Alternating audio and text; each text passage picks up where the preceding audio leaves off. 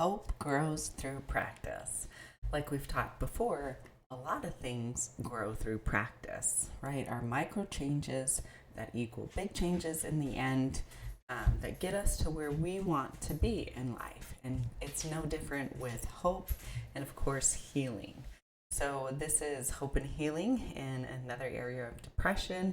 We're planting seeds, and this video is all about gentle practices of hope, small actions that keep the seeds alive. So, hope doesn't arrive as one giant transformation for us. It grows slowly like a plant through little repeated acts of care. And I think like when we're younger, we have all this hope and everything is just amazing, right? And sometimes awe inspiring if you look at little kids. And then things happen to us, maybe in childhood, teenage years, or adulthood, that kind of makes that hope dwindle a little bit. And we need to learn how to build it back up and start believing that there's more out there and start trusting again. So in depression, it's tempting to wait for motivation or big changes before we even want to try. But the truth is, gentle practices, tiny, doable actions are what keep the seeds of hope alive for us. And in this episode, we'll look at simple ways to nurture hope without pressure or perfection. So, where do we get started? Well, there are power in rituals. And so, rituals are small, repeated acts that signal to your brain, I am safe and I am cared for. They don't have to be fancy at all. They can be lighting a candle when you wake up, drinking water before checking your phone, writing one line in a journal. Over time, these rituals, they create roots for us of steadiness beneath the chaos of depression, or really in any area that we're struggling in our life. Having rituals or just things that we do every day to help lift us up is really important for us. So here's an anchor thought.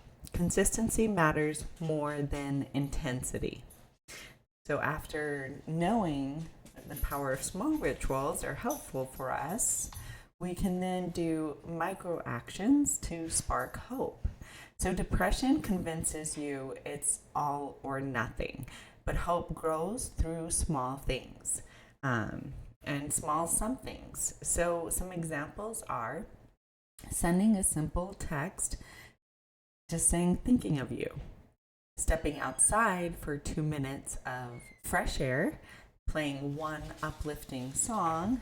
These micro actions may seem small, but they're tiny votes for life, for growth, and for possibility. So here's a gentle reminder. Even my smallest efforts count. So where do we go after this? Well, we're going to create a gentle practice list.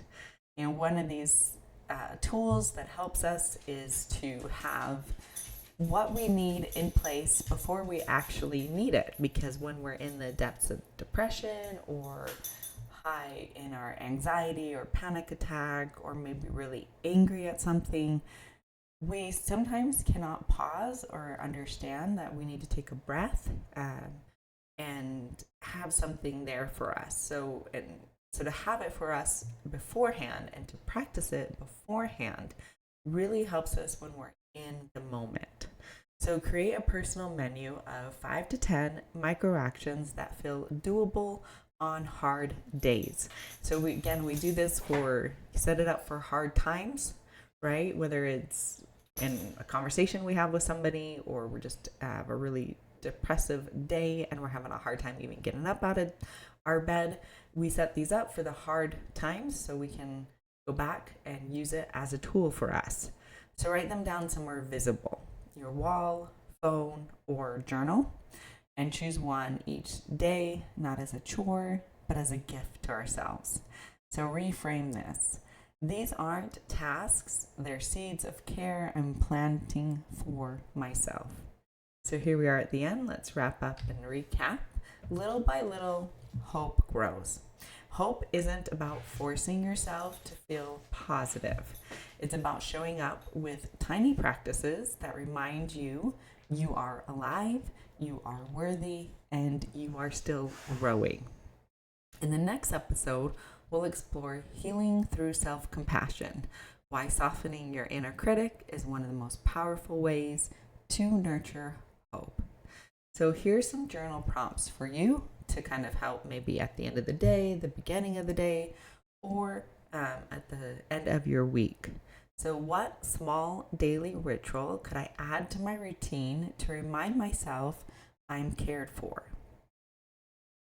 What micro action felt most doable this week? And how can I create a gentle practice menu of tiny, hopeful actions? And I think it's really important to remember that we do have what it takes inside of us to pull through those hard times. It's just that when we're in those hard times, sometimes we forget. So if we build these daily habits, if we have our lists, if we have our tools, our reminders, we can get through hard days, then it makes it hopefully easier for the future for us. So here's the comment section. Comment on anything you like of this video and anything gentle practices of hope, any area of depression that you're struggling with, or any other heavier emotion that you may be dealing with right now. And if you're having a hard time knowing what to comment on, here's a question for you. What's one gentle practice I can do today to water my seeds of hope? So if this video resonated with you, take a breath before you go. Let what you heard settle in. You're not alone on this journey, and we never have to do it all at once. If you're feeling it, like the video so other people can find it. Subscribe for new content every day of every week.